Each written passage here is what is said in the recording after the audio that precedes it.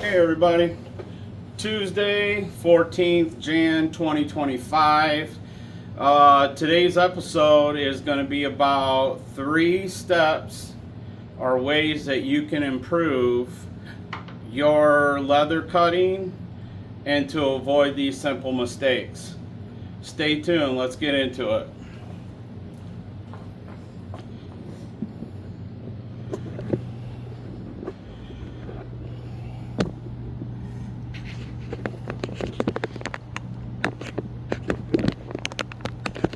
So, the first one I want to talk about is these simple mistakes in cutting leather.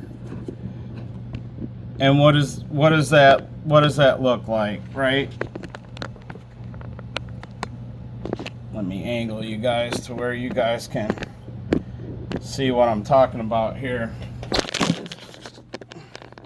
And down you go. Well, hopefully that didn't hurt your head too hard.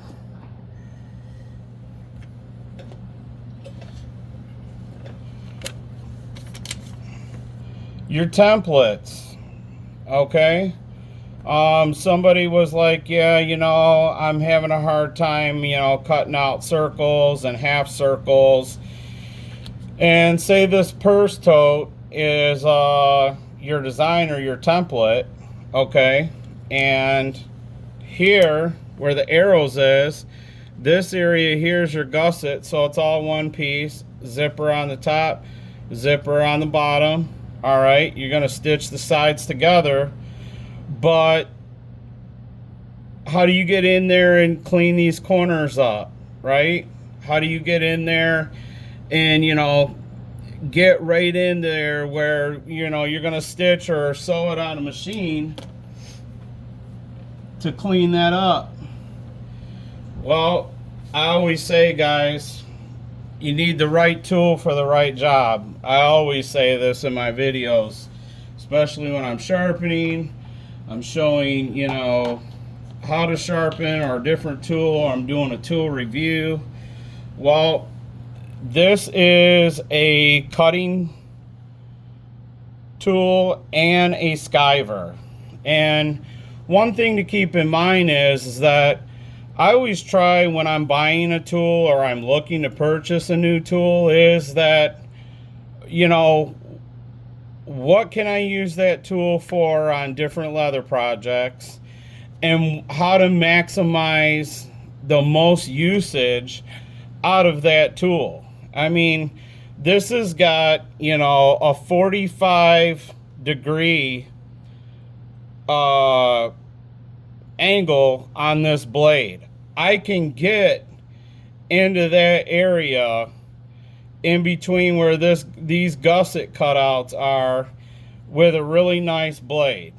And you say, well, okay, how much did that cost? You're gonna pay a premium price for premium tools. It comes down to the question of, how do you want your leather products to look?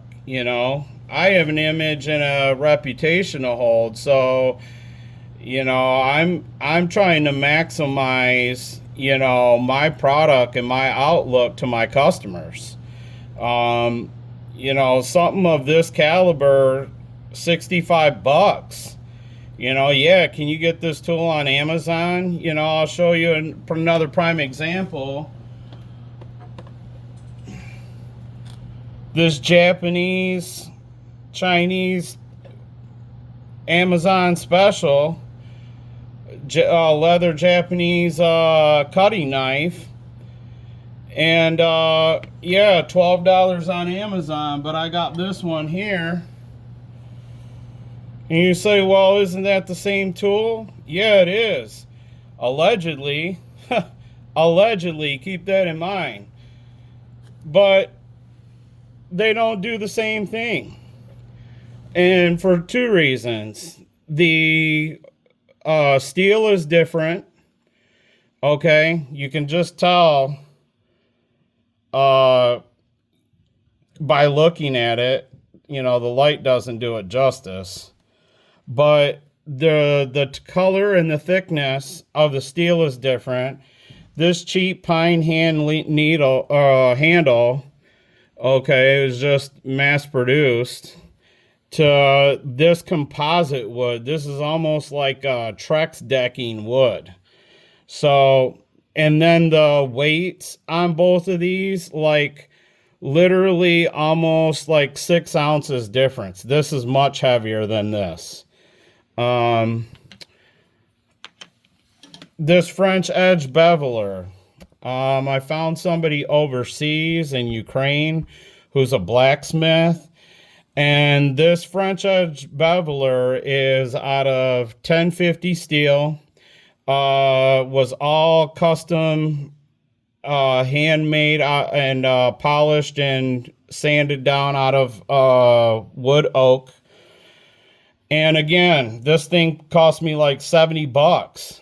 Yeah, can you get them, in these craft stores and on Amazon for $12? But, the old saying goes, you get what you pay for. And, how good of a job, that it's supposedly, allegedly say that it's going to perform, and it doesn't, So, again, a card sleeve, okay? A card sleeve. The only way you're getting that nice cutout is with a blade like this. Which brings me to number 2 is, your templates. One thing is, with cereal boxes, my kids' cereal boxes, I save them and use a pattern that I'm designing or that I have, and I glue it and I put it on that cereal box. Here's a piece of leather, veg tan leather, and how to get a symmetrical shape. Well, here's a from the dollar store. Well, not the dollar store anymore. I call it the $1.25 store.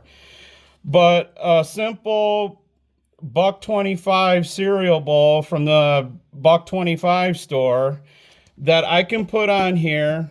I can trace out on, a cereal box piece of cardboard, or some cardboard from these Amazon boxes. You order all this stuff, and now you got all these empty boxes. Just transfer the pattern right on there onto the cardboard. Here's another thing. A Tupperware container with a lid on it, different size, very symmetrical. Trace it right onto the leather, trace it onto your cardboard. You got your half circle, you got a full circle.